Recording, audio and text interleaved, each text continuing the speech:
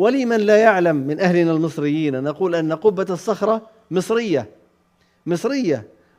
البناء ومصرية النقش ومصرية الصرف، بنيت بمال مصري خالص. خراج مصر 7 سنوات كان الخليفة الوليد بن عبد الملك يرسله 7 سنوات من خراج مصر كان يرسل لبناء قبة الصخرة، فهي مصرية.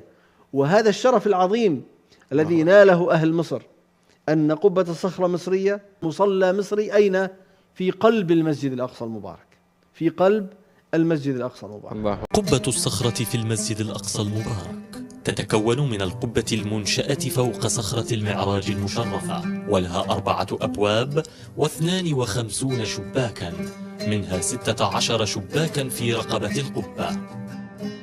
في الداخل يوجد 14 محرابا، 7 متلاصقة أمام الباب الشمالي، و1 في الناحية الشمالية الشرقية، و3 متلاصقة في الناحية الغربية، و1 رئيسي في الجبهة الجنوبية، و2 داخل المغارة.